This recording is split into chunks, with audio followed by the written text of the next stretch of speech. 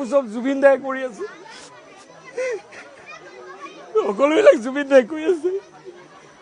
শ্মশানৰ কাষত এইখন আছিলে, ইয়ালৈ মানুহ দুৰ্গন্ধ নাই।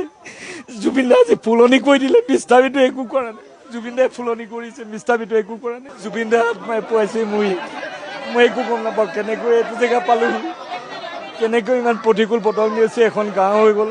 একমাত্ৰ জুবিন দাৰ আত্মাই যেন প্ৰতিটো পোৱা যে অনুভৱ হৈছে। জুবিন দা আজি নথকাৰ পিছতো মোৰ লগত আছে।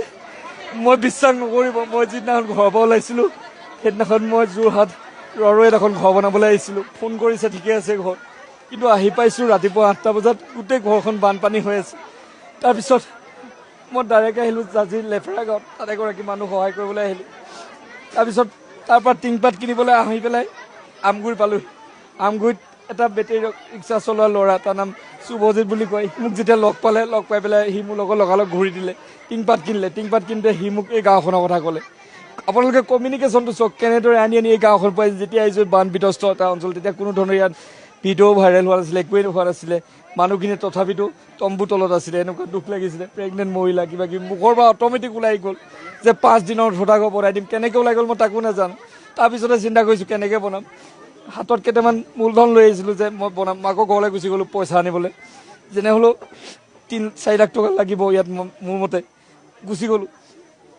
তাৰপিছত সেইদিনাখন দিয়া ভিডিঅ'টো ইমানেই ভাইৰেল হৈ গ'ল, সেই 3-4 লাখ টকা মোৰ তেনেকৈ থাকি গ'ল। মানুহে কিমান বস্তু দিলে, টিংপাত দিলে, বিচনা, চব এভৰিথিং দি দিলে। এইবোৰ চব জুবিন দাই কৰি আছে,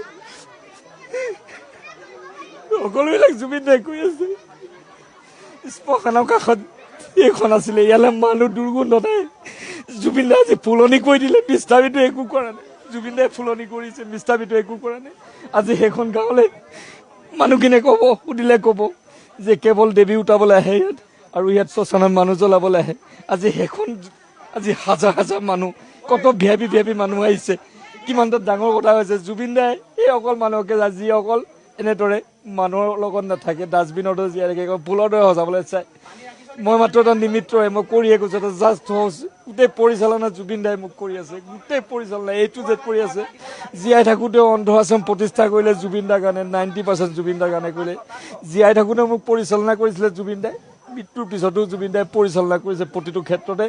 আজি মই গৌৰৱে ক'ব পাৰোঁ, মই জুবিন ক্ষেত্ৰত গৈ এখনো ফটো উঠা নাই আজিলৈকে, কিয়নো দুখ লাগে জুবিন দাই সেই ছবি মই মোবাইলত ৰাখিবৰ বাবে। জুবিন দাই যেতিয়া সেই গীতত দাগ কৰিছে, মই গুৱাহাটীত সেই ভিডিঅ' চাব, তাত মই শপত খাই আহিছিলোঁ যে মই জুবিন দা, মই আগতে যিমান কাম কৰিছিলোঁ মানুহৰ বাবে, আপোনাৰ এই নজলা চিতাত মই আজি এই বেদী বনাইছোঁ, তাত মই